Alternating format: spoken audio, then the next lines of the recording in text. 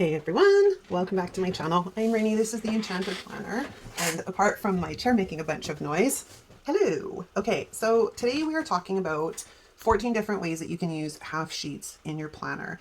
This video is the launch video, or the first of a few videos coming to the channel, on how to use the shit we have in our stash, because we all have it. Let's be honest here. We've all got insert paper, which is either half sheets or full sheets. We've got stickers, we've got discs, we've got sticky notes, we've got old planners, you name it, we have it in our stash and it's taking up space and it's not getting used. So today I'm going to start off a series on how to encourage you to use it. We're starting off with half sheets. So we're going to start first with how I store my half sheets. Because, you know, they'll come in the, do I have one handy? Hang on. They'll come in packages like this, right? And if they're not out of their packages, I find I don't use them. So I have a couple of classic or skinny classic sized, whether it was a planner or if it was the mini happy notes or skinny happy notes, whatever these are called. I can't remember for the, skinny happy notes, that's what they are. I keep them and I use them this way. So this one is the main one that I grab for because it is separated out by daily and weekly, as in we can see in here, lined. So I've got a variety of different lined inserts here, and then dot grid or graph is in the back. Then I have a couple more that just house all of them to get them out of their plastic and into something so I can grab them easily and use them. So let's take a look at the 14 ideas I've come up with today. So as you can see, this is my meal plan overview for this week. I've done, although the dinners have changed, but I've got sort of a loose idea on exactly what we will be having. Well, I will be having for breakfast and lunch and what we will be having for dinner. And this is where I find half sheets work really well. And they don't have to be this type of half sheet. They can literally be any type of half sheet, but I do find they work really well for meal planning. The next one up is movement and exercise. So I just recently started back onto the movement bandwagon. This isn't my workout. This is just something I threw together quickly so I could show you guys what I intend to do with it. So once I've got this mapped out in a proper section, I will be putting, because I plan to exercise 30 minutes every day, whether it's lifting weights, doing some kind of walker activity, like even if we just go to the mall or Costco and walk around for half an hour just to get those steps in every day, I will have a sheet in my planner that I can move each week in my health planner. So when I look, for example, let's go to my health weekly. So when I look, oh, by the way, thank you for bringing it to my attention. It wasn't the dates. I never do a Sunday start. And for some reason, I put Sunday down here. I have no idea why. I was on autopilot. So I have fixed them by moving the days around. So thank you for bringing it to my attention. Because when I first read the comments, I was like, what are you talking about? It is the 25th on Monday. I didn't figure it out because I haven't really been using days of the week in this planner often, like I have for the last couple of weeks, but I had weeks where I wasn't using them at all because I know by looking at it innately that this is Monday, Tuesday, Wednesday, this is Thursday to Saturday. So thank you for bringing that to my attention. But let's have a look at this. So this is the week we're in right now. So this will reside in here. So when I'm looking at what needs to be put into each day for the movement, I know by looking at this half sheet. So that's way number 2. Number 3 is a self-care sheet. Another thing that I intend to incorporate a little bit more of on the regular is some self-care. Now, self-care does not have to cost money. I do like going for manicures and pedicures, but there's expense attached to that. And as we're moving into an economy which is very, very expensive, let's just leave that there, I'm looking for ways that I can sort of decompress and unplug that do not cost money. And these are things I came up with. A nap is always top of my list because I love sleeping. I also tend to dance around my house quite often. I'll be doing housework, dancing around. You know, candlelit baths, reading, going for coffee or lunch with a good friend, which I don't do at all. So it is on the agenda for this last quarter to incorporate that a couple of times a month. Journaling, music, and just a simple walk in nature. Now we are moving into autumn and winter here.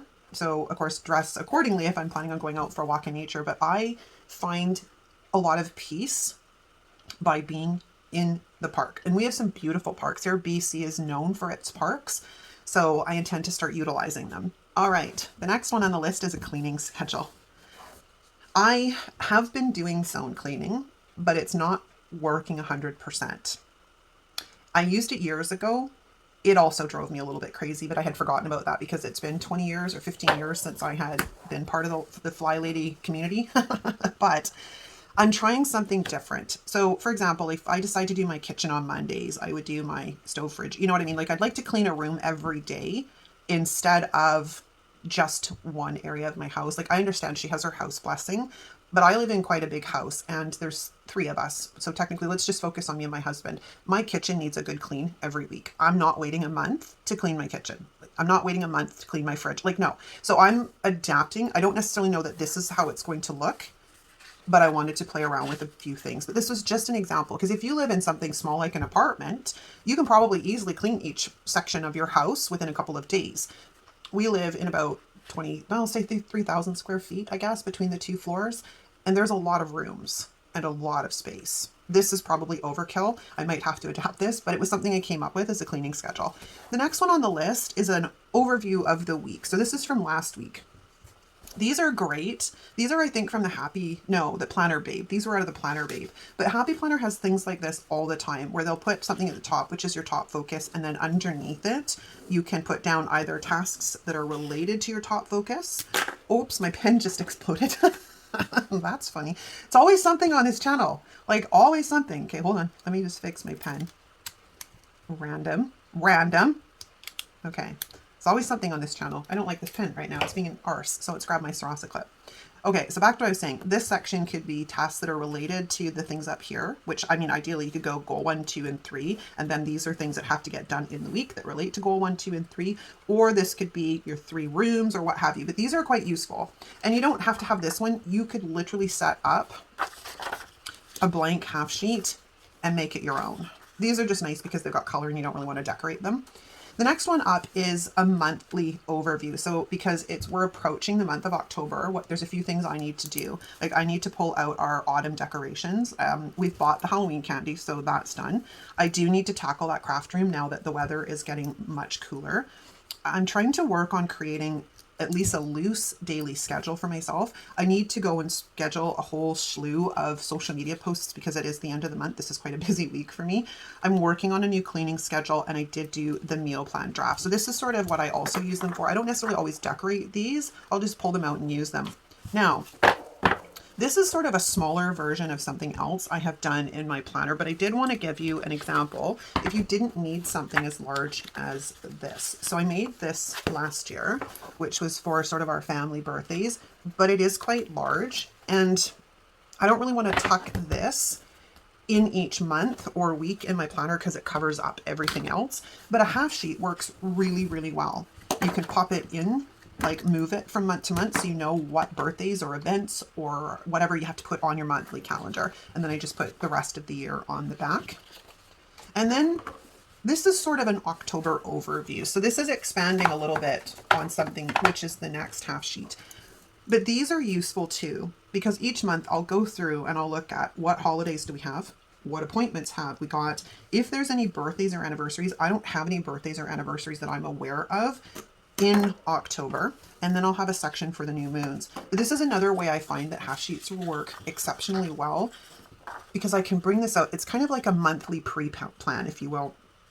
I do one of these each month so I don't have to go flipping back and forth on things to look for things, but it works really well.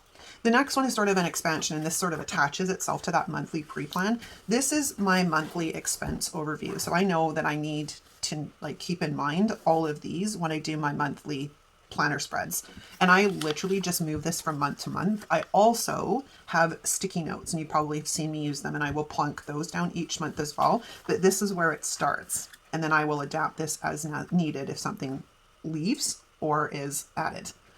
Okay, the next one up is a packing list, and this has been on my mind because I think I need a vacation. You know what part of it I think is because Di is in the UK right now, and her and I are still chatting, but I'm like, oh, I need a holiday. I haven't been away anywhere since like 2019. So I think that's why a packing list is kind of on my mind.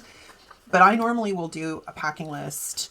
Now in the past, because I didn't have Happy Planner or any of the other stuff on my last vacation, I just usually print it all up on my computer. And it has 2 columns. It'll have the list of everything, and then it has 2 columns. So when it goes into the suitcase, it gets a tick mark. So that's one column. And when it goes back into the suitcase at like when we're leaving to come home, it gets another tick mark. This ensures I don't leave anything anywhere I go on holidays. So this I think will come in kind of handy. I will expand on this if we're going on a proper holiday. And then of course I'll share that with you guys. The next one up is these. Now these are great and you can still find them occasionally on things like Zulily and whatnot, where it's going to slide off. It gives you an opportunity to do some memory keeping, but you don't have to do a full memory keeping spread if memory keeping's not your thing. Like this is from Christmas last year, and it's a picture of hubby and I in front of the Christmas tree, and then I put a couple of other pictures like of me and my kids and me and my hubby on the back. But it gives us an opportunity to just jot down some quick things to note. It's got a little currently section, but again, you don't need it specifically. You could easily make your own with just a regular half sheet. But these are great because this lives in my December monthly on my 2022 planner. So I just pulled it out to share with you guys sort of, what it looked like, because it's from the week of December 24th, because we had crib night with my friends, and then we had wine and brie and watched holiday movies, and then my kids came, or my whole family was there for Christmas dinner. Then it's got a currently section, and then of course it's got some options on the back, but these are great. Next up is books to read. Now again, I have a larger version of this in my planner, but you know what? I find I never used it. I made this last year. I've never used it, and I think the reason is because it's so big. This is easier because it's easily pop in, pop out. So I just transferred some of the books that I want to read onto this list for you guys so you could check it out. And then of course you could do the same on the back. And then an expansion on that, of course, would be movies to watch. So I just had to pull randomly movies from my brain. I've seen Oppenheimer now, and I've seen both of these as well, but this would be an excellent way. Another way to use this would be to, if it was holidays like Halloween or Christmas, to know what Halloween movies you want to watch, or what Christmas movies or what Christmas songs you want to listen to. There's a variety of different ways you could implement this. I was looking for music notes. I couldn't find any because I couldn't think of off the top of my head where they're all, and I didn't hit the sticker search. I probably should have done that, but I'm sure there's music notes somewhere in I know there's some in the Disney book, but they're actually, I don't think they're right. I think they're done wrong. One of you guys pointed it out to me on one of my spreads. Something's upside down, and it's the way the sticker is in the book. And of course, I'm not musically inclined, so I don't read music, so I couldn't tell you. But that's another example. And the final example is to make an easily portable Christmas shopping list. Now, in the past, I've carried my Skinny Classic book with me in my purse, and I've also kept a mini. So if I was carrying a mini, I would just make this mini sized, because then it's with me and I have my list. And then as it's coming closer to Christmas, I'm just jotting ideas down for gifts for the people I have to shop for. But yeah, so there you go, you guys. There's 14 uses for using up these half sheets that we all have in our collection that we don't really use a lot. You think about it, I guarantee you're probably not using them, but you keep buying more. Because every time Happy Planner does, I know I do, every time Happy Planner comes out with some, I end up buying them usually. What I do like to grab is when they do them in a planner, like in the covers, because I can use them to store a bunch, and I just put it onto classic discs. But yeah, that's a wrap, guys. Let me know what you think in the comments. Like I said, this is video 1. There is more coming, so keep your eye open on the channel over the next couple of weeks, because they'll be interspersed in and amongst the rest of the regular content. Thanks so much for watching, guys. I will see you next time.